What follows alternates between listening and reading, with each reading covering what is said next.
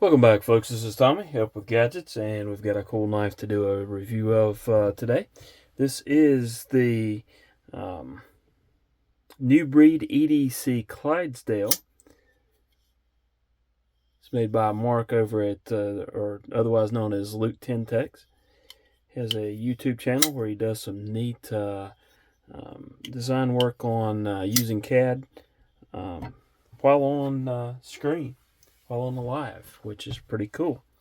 So let's go ahead and get some measurements of this particular knife. And somehow I have lost my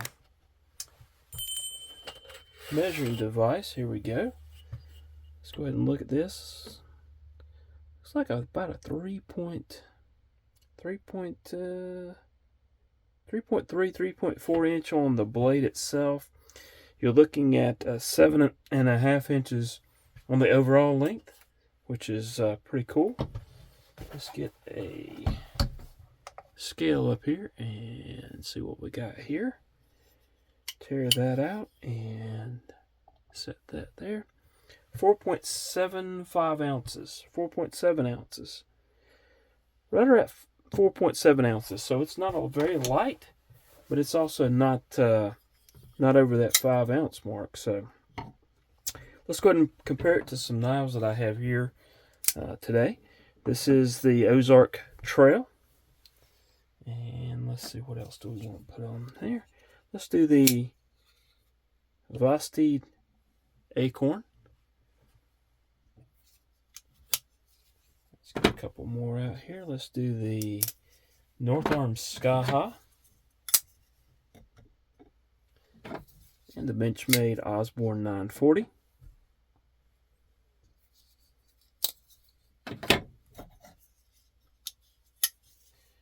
Let's go ahead and get the Miguron Morial, which is a really good budget knife. And the legendary QSP Penguin. Alright, let's see what else we have. Let's go with a Kaiser. Let's go with a Kaiser Militaw. It's going to be a little bit larger. Well, in length, that is. And the Berg Blades Sweeney.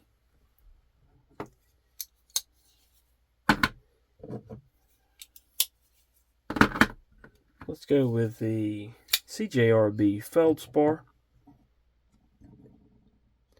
and the CJRB Pyrite Alt, the button lock version. And moving on, we've got two more pairs to compare with.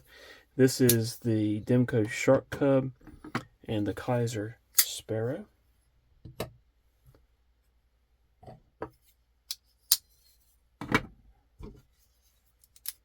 And then last, but certainly not least, this is the Microtech MSI, which is going to be a little bit larger there. And the Kaiser Cyberblade, which is going to be a good bit smaller. Alright, so there you have some comparisons on the length. Let's look at the thickness of the knife. There it is against the Microtech MSI. We'll grab the Shark Cub. You can see it's a little bit thinner than the Shark Cub's a little bit thinner than the Clydesdale. Same for the CJRB Pyrite. And then here's the Kaiser Militaw. Those look pretty similar there. Let's do the Acorn. So you can see it's just a hair thinner, it looks like. And the QSP Penguin, going to be a little bit thinner than the Clydesdale. Alright, in pocket. So we'll be looking at it the height there. Let's do the Miguron Morial. Let's go ahead and lay down the QSP Penguin as well. Kind of give you an idea. Let's pull that Acorn out again. That Acorn, to me, is a really good EDC knife. Let's do the Pyrite. It's Let's rotate those out, and let's go ahead and grab the Militol. So there you have that one, and one more. Let's do the Demco Shark Cub. So there you have. You kind of get an idea of the size. Let's see, what else do we want to look at? Blade steel here is 14C28N. He's got it stamped there on. Come on, there you go. See that there stamped on the little bit of a sharpening choil there. It's not really, I wouldn't say it's a finger choil, but it's a spot there on the blade. And it is a satin finish, so it nice and shiny. And I have carried and used this one a little bit. And actually this one's on loan from the Knight's Edge. And Mr. Eddie actually did the anodization on this one. So those are titanium scales, and he did the ano on that, which is pretty cool. I need to learn how to do that pattern. Lanyard hole does not have a lanyard hole, and no way to attach that on this particular knife.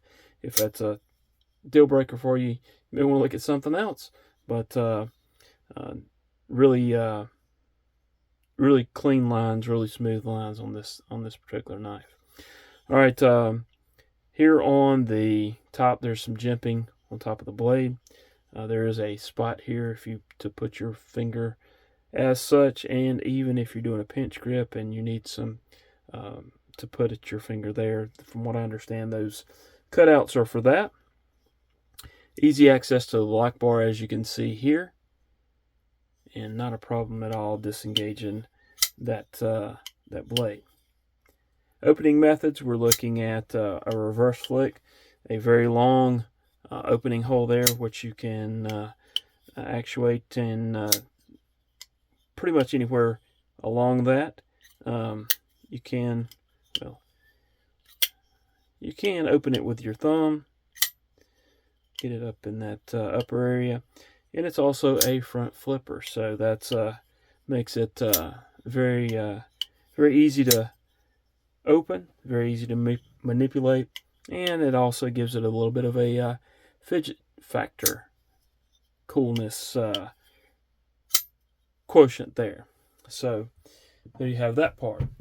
Detent is really dialed in for all these opening methods, and this is just a really well done knife.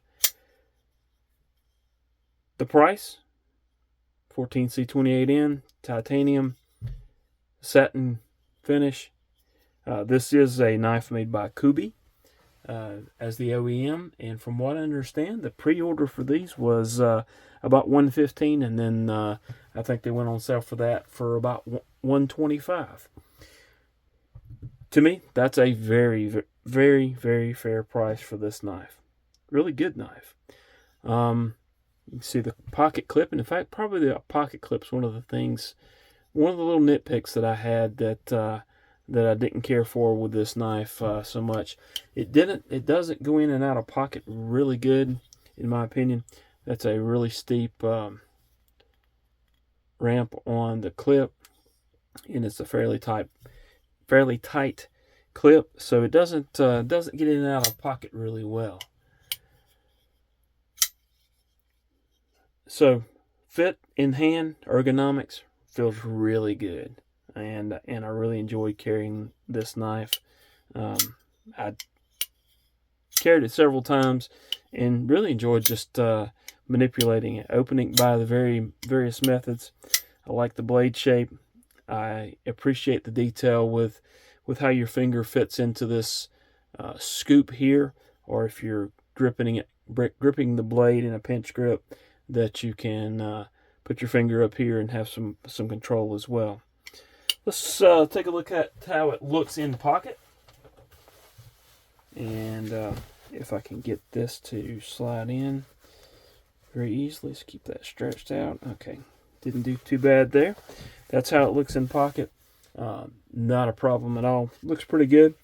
If you're carrying something else non-metallic in your pocket, it's easy enough to reach in past this knife. It doesn't have sharp edges that are going to tear your hand up.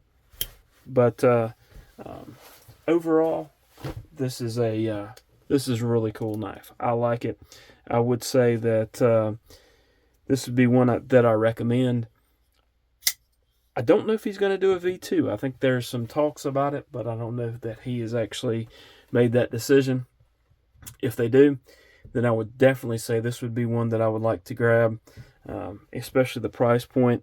And it's a really good-looking, very nice knife. Oh, by the way, clip does have a tab here on the other side, so that you can swap that clip around for left-hand carry. Of course, you'd still have to manipulate the lock this way, but there you have it. All right, this is this would be a knife that I would recommend. Hope you've enjoyed the content. Please hit the like button, subscribe if you haven't done so. Please leave a comment and tell me what you think about this knife if you've had some experience with it. Hope y'all have a wonderful rest of your day, and hope to see you again soon. Thanks for watching.